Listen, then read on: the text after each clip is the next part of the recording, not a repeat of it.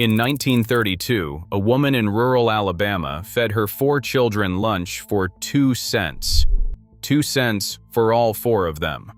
She did it with bread she had baked that morning from flour she had bought in bulk at the general store, and a filling that cost almost nothing, because almost nothing was what the pantry held.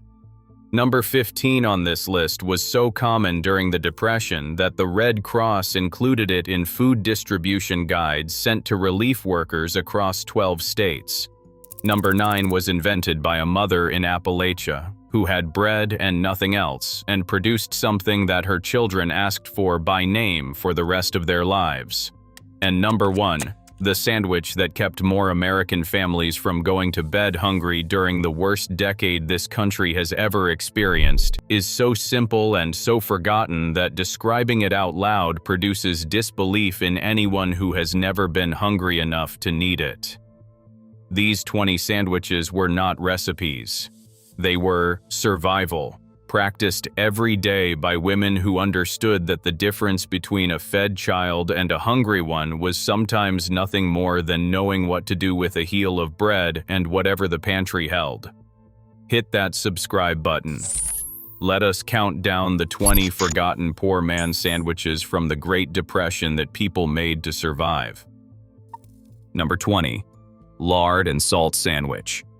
Before anyone had butter, and before margarine was affordable, lard was spread on bread the way butter is spread now, thick and white and slightly warm from the can beside the stove.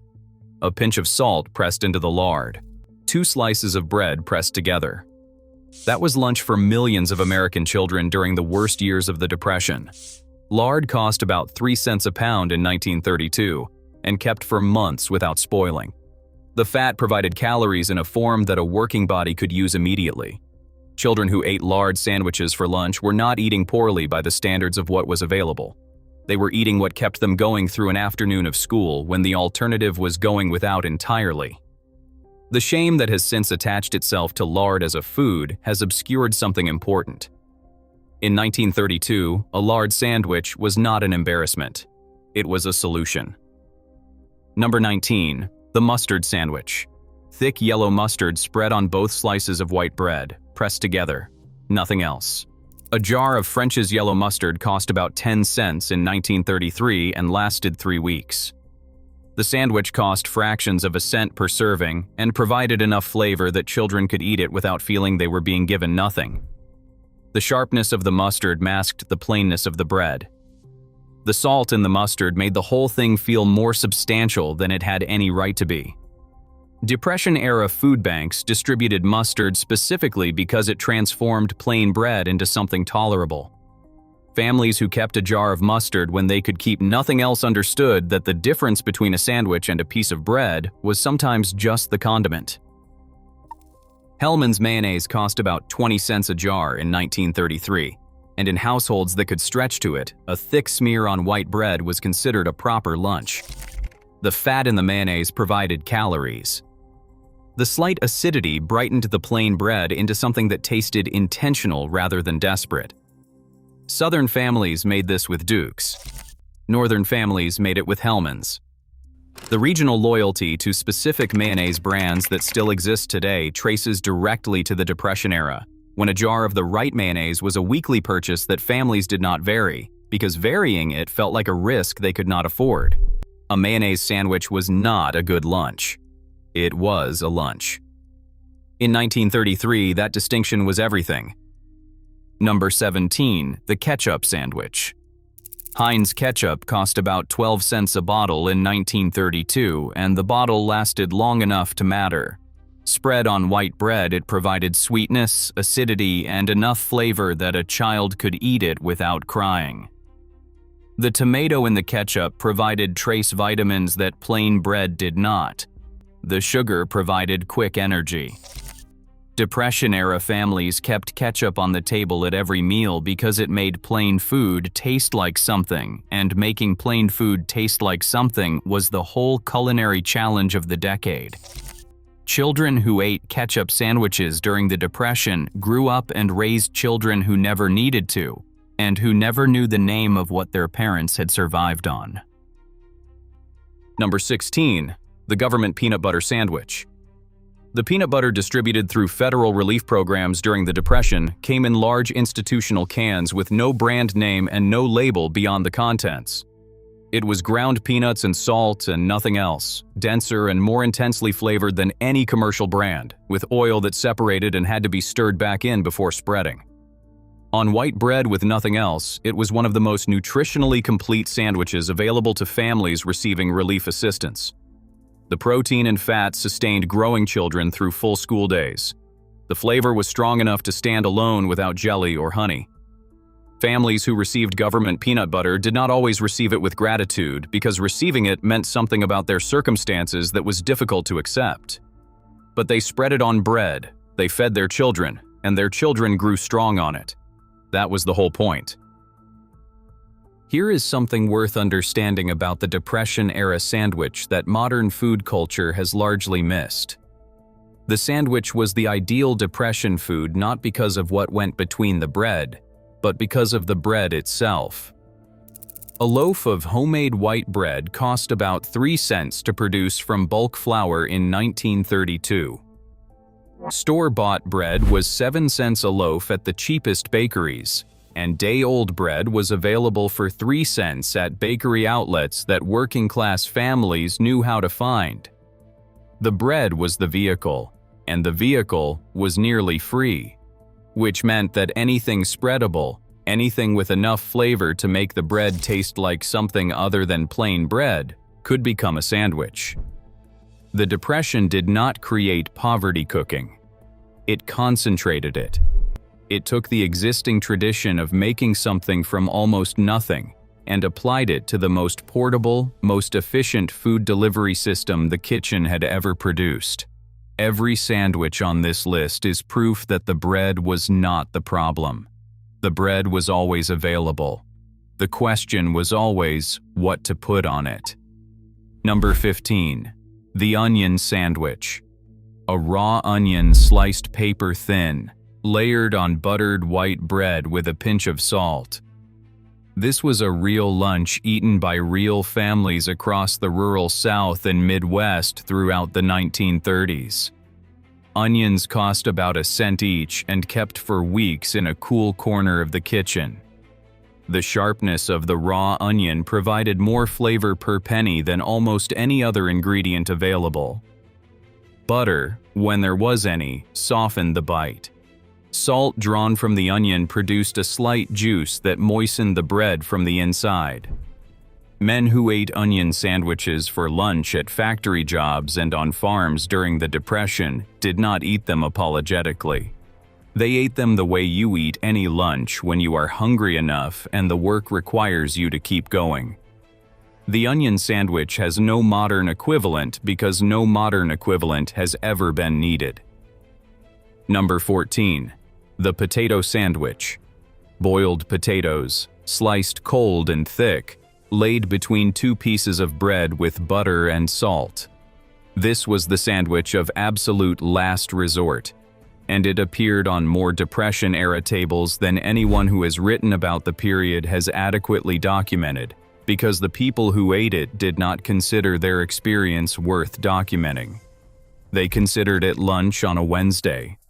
Cold potato on bread with salt is starch on starch with fat, a combination that fills the stomach with the specific dense weight of carbohydrates and keeps a person going until evening when something else might be available. Children who ate potato sandwiches during the Depression grew up and never mentioned it to their own children, and their children had no idea that the potato their grandparents were eating for lunch was between 2 slices of bread. An egg fried in lard or bacon grease in the morning when the stove was already hot from breakfast. The yolk was cooked completely through. Then the egg was slipped between 2 pieces of bread with salt and pepper and carried to work or to school in a paper bag or a cloth. By noon, the yolk had hardened further, and the bread had absorbed the fat from the cooking grease in a way that made every bite taste of both.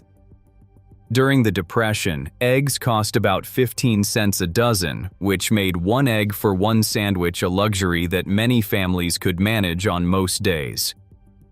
The fried egg sandwich, served cold, was the working man's lunch across industrial towns from Pennsylvania to Ohio throughout the worst years of the decade. It cost about 2 cents and provided complete protein and enough fat to sustain a man through an afternoon of physical work. Number 12. The bean sandwich. Cold pinto beans or navy beans left from the previous night's supper were mashed roughly with a fork, then spread on white bread with a little salt and sometimes a thin smear of bacon grease if the can beside the stove had any left. The bean sandwich cost almost nothing because the beans were already cooked from an already purchased bag that had produced multiple meals before the remainder found its way between 2 pieces of bread. The protein in dried beans was the cheapest complete protein available in any American grocery store during the Depression. Families who understood this bought beans by the pound and stretched them across every possible meal, including the one that went between bread and into a lunch pail. Food historians who have studied Depression-era eating find the bean sandwich underrepresented in the record because nobody who ate it thought of it as historically significant.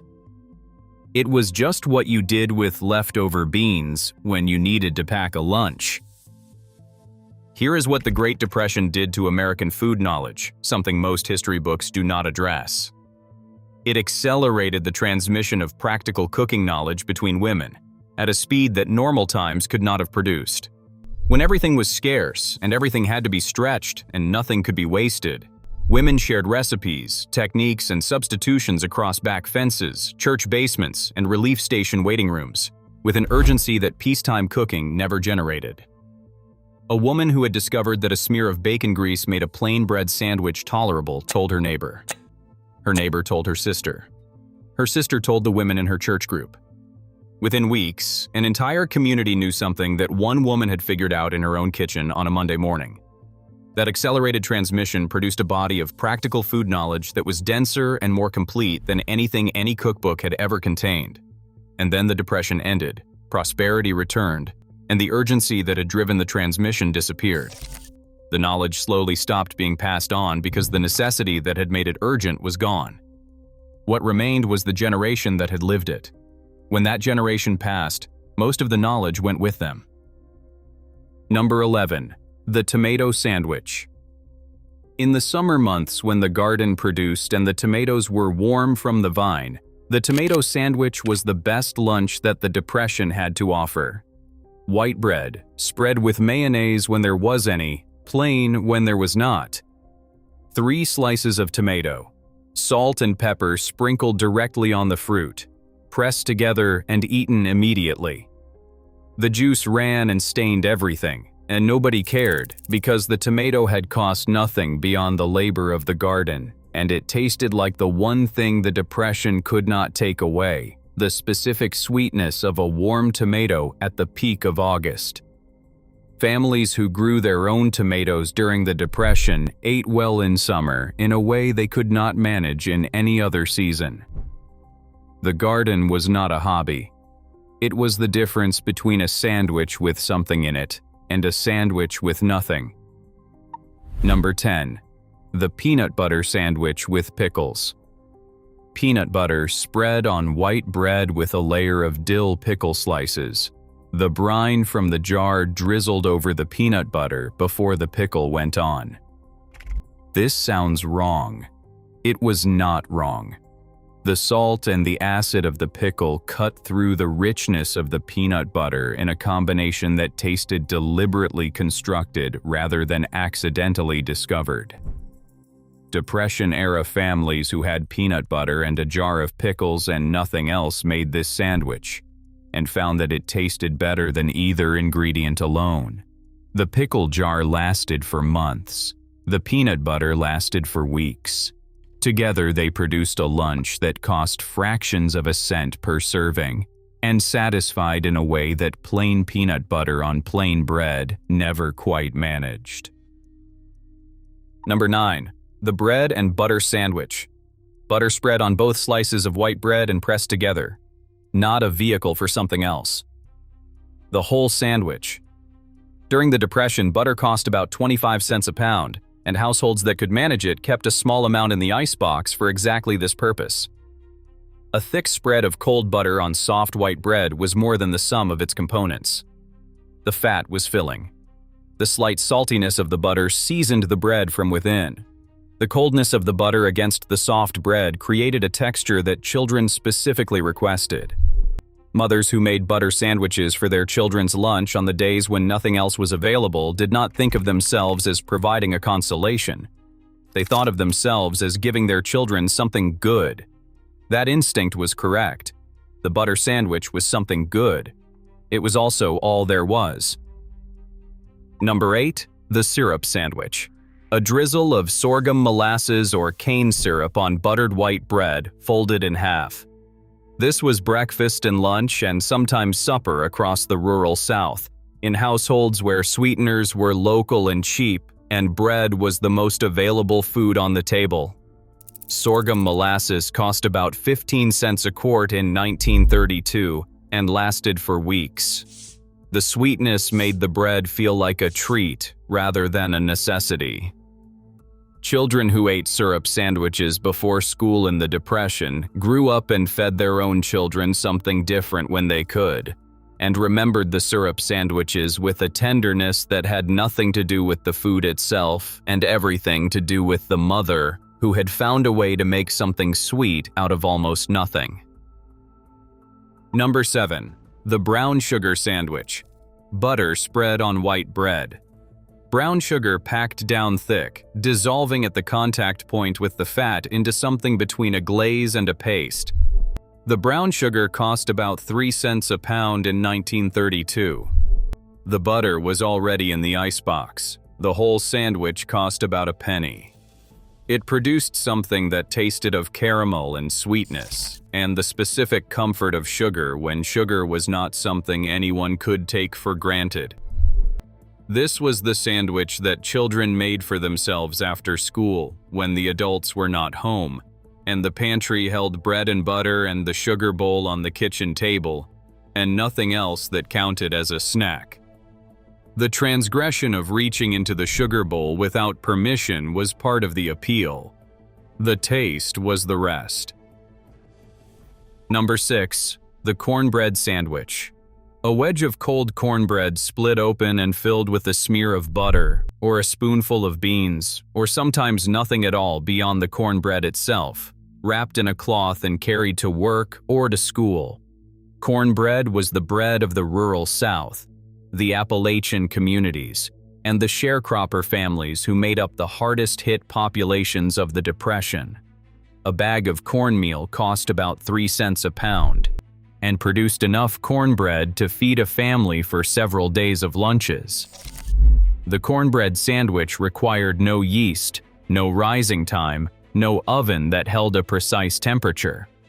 A cast iron skillet, a fire, and 15 minutes. The result was dense, slightly gritty, and filling in the specific way that corn fills a person.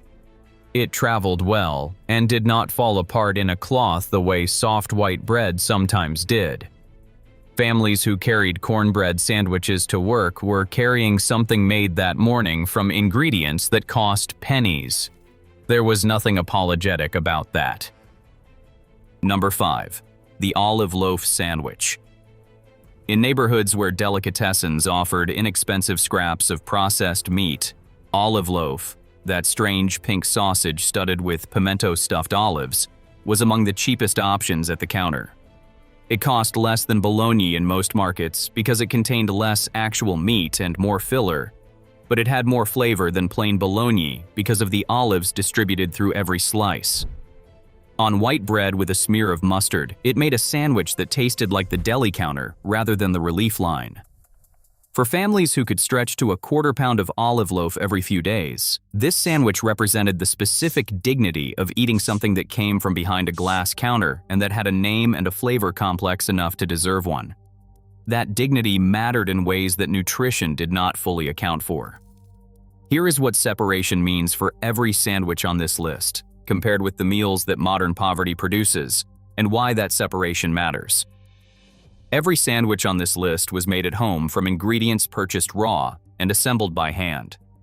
The making of it required something from the person who made it: time and knowledge, and the willingness to produce something from almost nothing, rather than purchasing something already prepared. That act of making, however simple, maintained a relationship between the maker and the food that pre-made poverty food destroys. A woman who spread lard on bread and fed her children knew exactly what she was giving them. She had chosen the bread and the lard and the salt. She had assembled the sandwich with her own hands. The sandwich was evidence of her agency in a situation designed to remove all agency. Modern poverty food, the gas station sandwich, the dollar menu item, and the food bank processed meal, removes that agency entirely. It replaces the act of making with the act of receiving. Something important is lost in that exchange. The lard sandwich was humble. It was also made by someone who loved the person who ate it. That combination does not have a modern equivalent. Number 4. The Depression era. Meat sandwich. When a family had access to any meat at all, whether a piece of bologna from the deli counter, a slice of head cheese from the butcher's discount case, or the last of a pork roast scraped from the bone, it went between bread with mustard, and it became the best lunch of the week. The specific meat did not matter. What mattered was that there was meat, that the protein content of the sandwich had crossed the threshold from starch and fat into something that felt like a complete meal.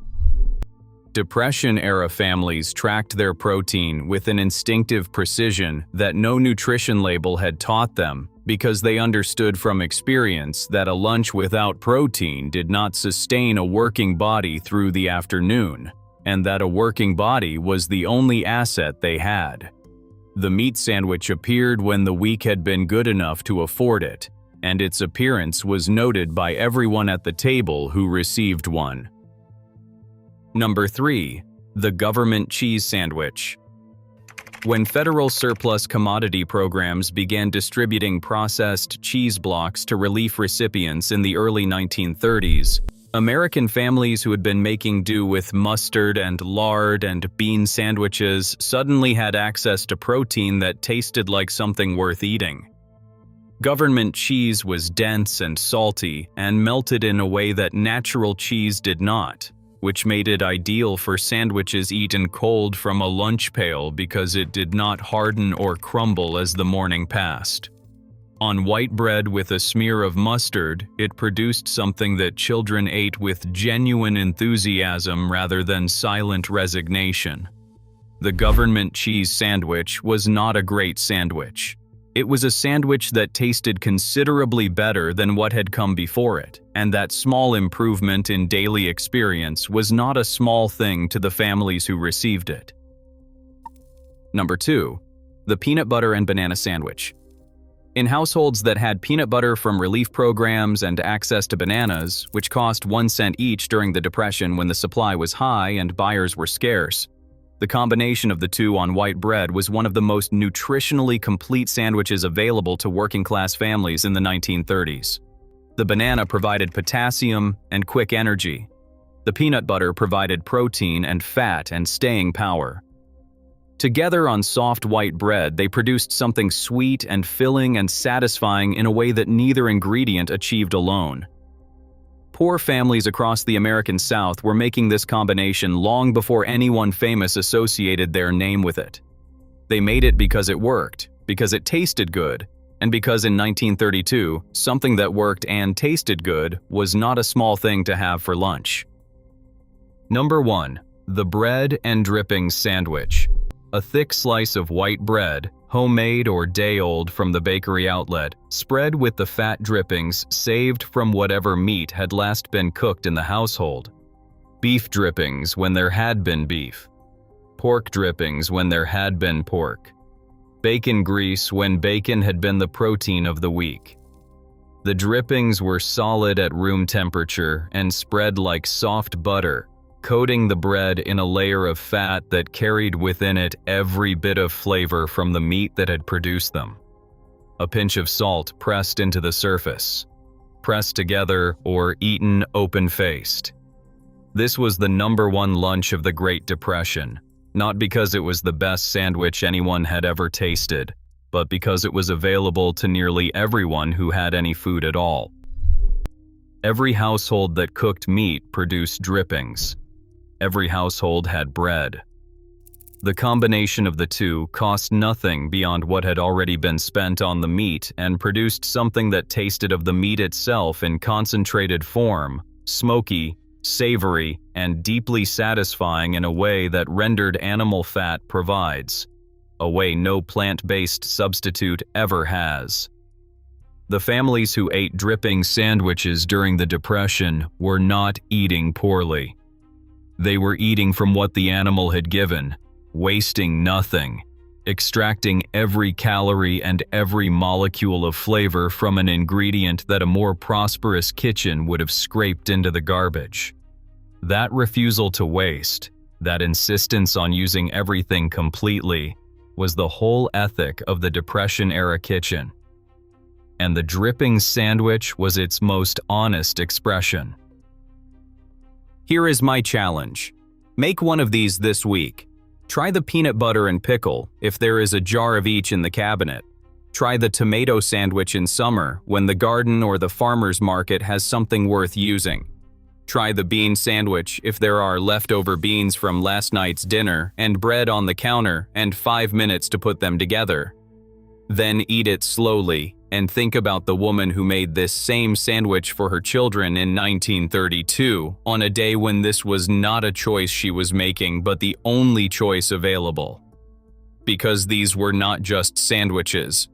They were the daily proof that a person who knows what to do with almost nothing can feed the people they love even when everything else has failed.